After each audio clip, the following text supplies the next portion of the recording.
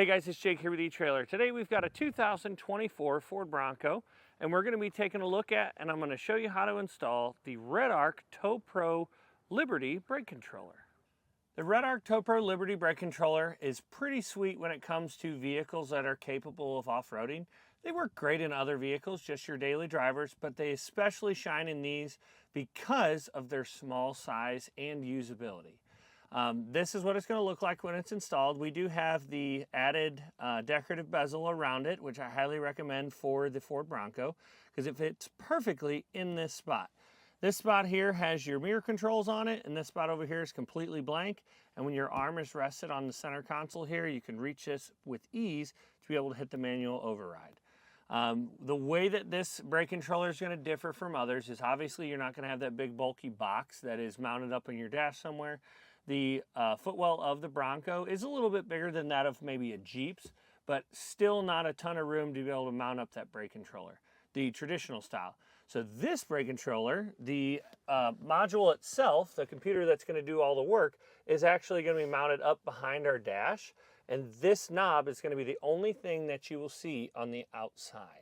To operate our brake controller, you're going to just turn your knob to whatever setting you want, and the setting that is straight up is going to be the one that's going to be applied to your brakes. This is a proportional brake controller, so you can set it to whatever strength you want, and as you ease into the pedal, the brakes are going to ease into the trailer brakes.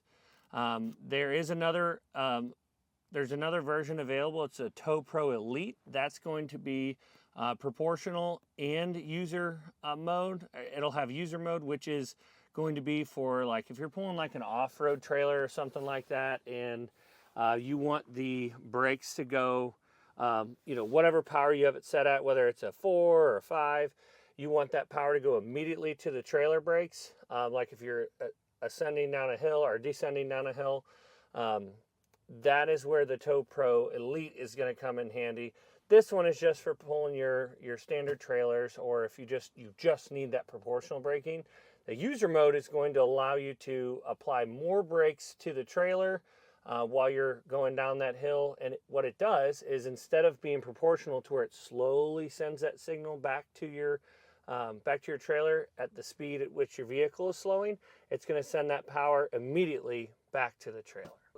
And what that user mode is designed to do is you can kind of drag your trailer behind you so that it stays in a straight line when you're coming down that hill. Most brake controllers out there on the market are going to have a manual override. This particular one, I really like it because, again, with your arm resting on here, all you have to do is simply push straight in, and you can hear that click.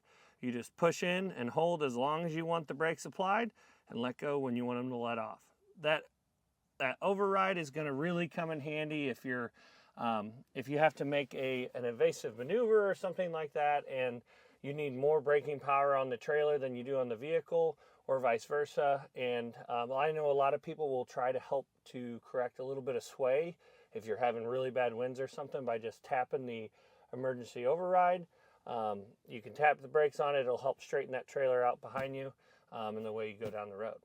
Now, the reason why we ended up going with the Tow Pro Liberty for our Bronco is because it is designed for trailers, for single axle trailers and tandem axle trailers, so 1 or 2 axles.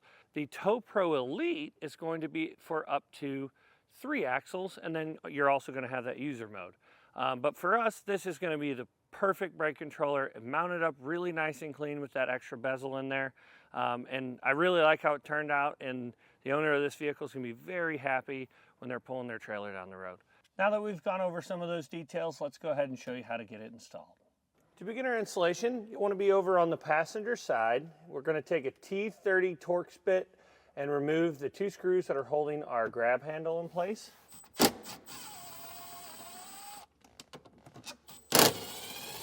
Pop those out. Just going to set them here in the floor. Your grab handle will come off. Now we're going to need a trim panel tool, and we need to get in behind this panel. If you don't have a trim panel tool, that's okay. You can use a screwdriver with like some painter's tape wrapped around it, or use a rag or something. But just pop down on this panel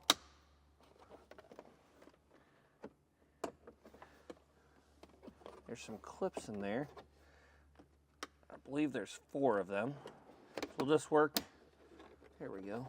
Got that side popped out. Let's pop this other side out.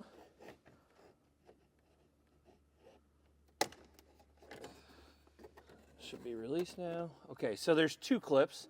They're just a little bit further down in there, and then there's these 2 tabs that hold on right at the front. We'll set that to the side. Using our trim panel tool again, this whole center console is just clipped down into place. Our goal here is going to be to get the trim panel tool under the side. If you slide it, usually you can pop those tabs up, and you use your trim panel tool as kind of a handle. Some of these plastic edges are pretty sharp, so just be cautious, but use your trim panel tool to lift. Looks like we got most of them on the passenger side. I'll do the same thing over here on the driver, and we should be able to get this panel to lift up.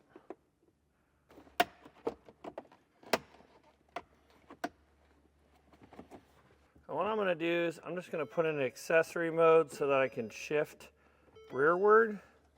With your foot on the brake, you want to leave it on there.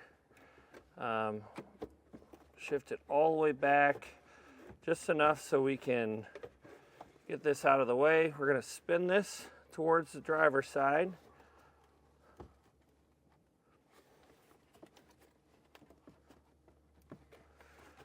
Maybe it might work better to spin it towards the passenger side. We've got a, looks like we got a plug or something here that's holding us up. Try to spin it to the passenger side. Maybe we can get it to get out of our way. Because we have some accessories here in the front of the dash, there's lots of wiring hooked up. I don't want to unplug any of that stuff. So what we did was we just swiveled it out of the way. It gives us more than enough room to work. We need to be able to drill a hole right here in our dash to the left of our, so the driver's side of our window controls here, and then just be able to run some wiring and stuff underneath our dash. So that's good enough for us. We're just going to continue on. Now, since we're going to be using this adapter plate, it just basically it clips into place and then your Redarc connects to it. The reason we're using this is because this plastic is pretty thick and the button doesn't work super great with it, and it makes it look nice and clean when you use this bezel. We have these on our website if you need to pick one up. This template comes with that bezel. I'm just gonna take our punch and punch a hole, or punch an indent on the center of this crosshair and the center of this circle and crosshair here.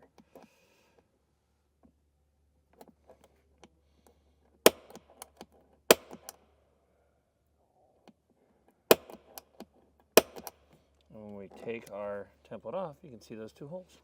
Then you want to take a 4mm drill bit, or I believe it is a 5/32, and carefully drill a hole in each one of these spots.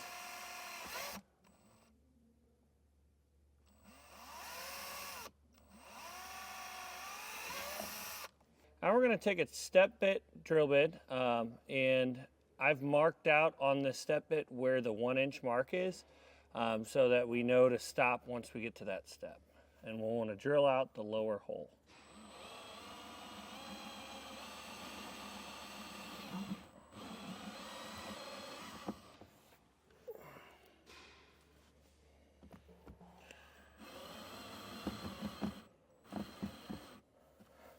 And I'm just going to take my knife and clean it up a little bit around the edges, just so there's no burrs or anything like that in there.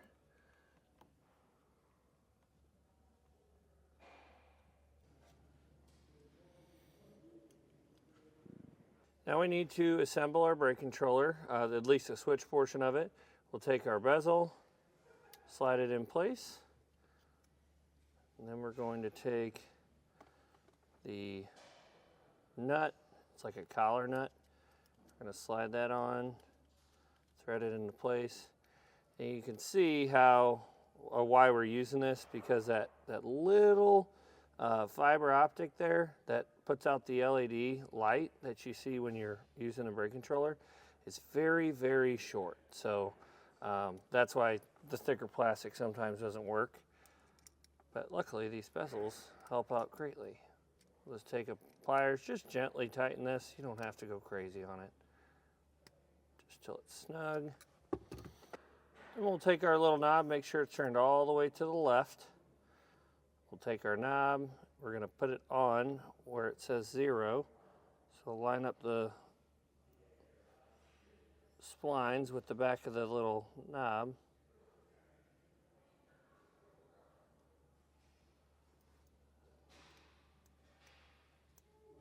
And then you can see here it says 0 there.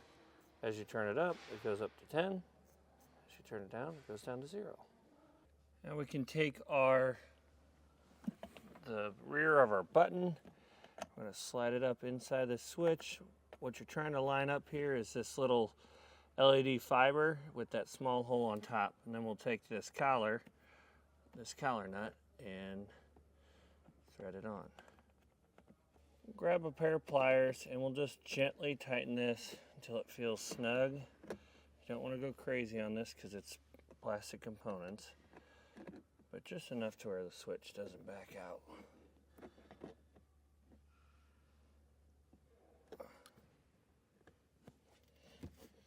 Then we'll turn our knob all the way to the left. Take our knob, place it on here. It seems like the cogs are just barely off, so put it right there. That'll be just fine. Take the 90-degree turn portion of your wiring harness. The other side is just going to be straight. This side will go into our brake controller box itself, but for being behind the dash like this, we like to use the 90-degree. That's why they give it to you. Just takes up less space. We'll plug it into the back of that controller.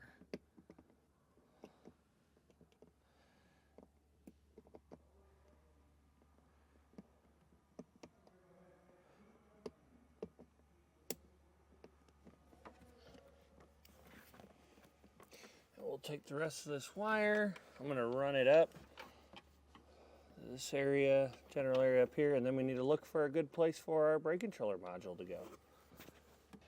Now we need to lower our glove box. So we got this little tab right here. Just pull up at about a 45-degree angle. We're gonna have to pinch the 2 tabs on the side of the box, roll it down, and it should slide right out. We'll just set this under here, because I think what I'm gonna do is I'll mount our brake controller box under here somewhere, where it's nice and safe out of the way, but easy to get to if they ever have to get back to it. Right up here, there's a brace that I'm going to attach our brake controller module. I'm going to use a couple of self-tappers.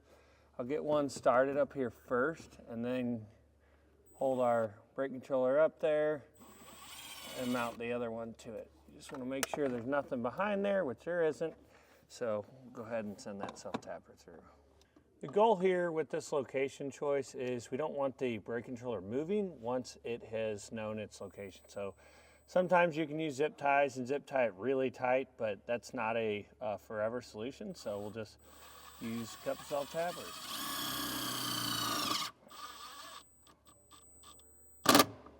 We've got our cable run over from our knob. I ended up flipping this brake controller box over because this cord wasn't long enough from where we mounted our switch at to connect to the top, so I just flipped it around because the cord that we're going to run from this box over to the driver's side to plug it in is much longer, and you don't have to worry about it. So we've got it plugged in there. Now we just need to grab that other cable and run it over to the driver's side. Under your dash, right in this location, this is tucked up, attached to the side. You just want to pull this down. There's a little cap on this. Push this gray tab right here. Pull that cap off.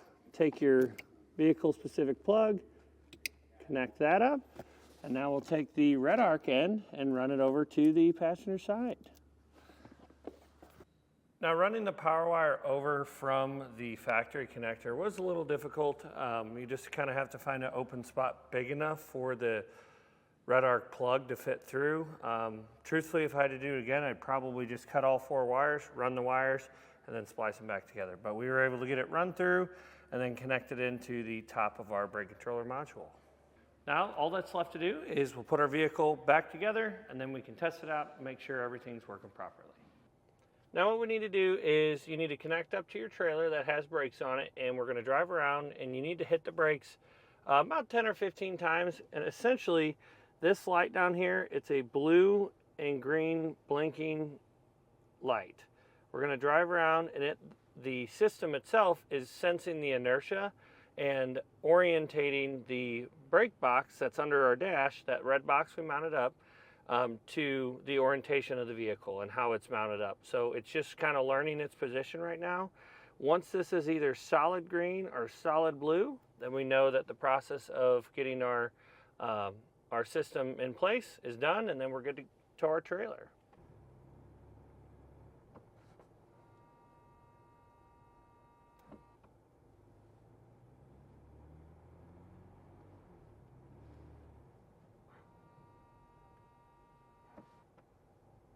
In the case of our brake controller, once we get that solid blue LED there, we know that the orientation process is complete, and we can hook up to our trailer and head down the road.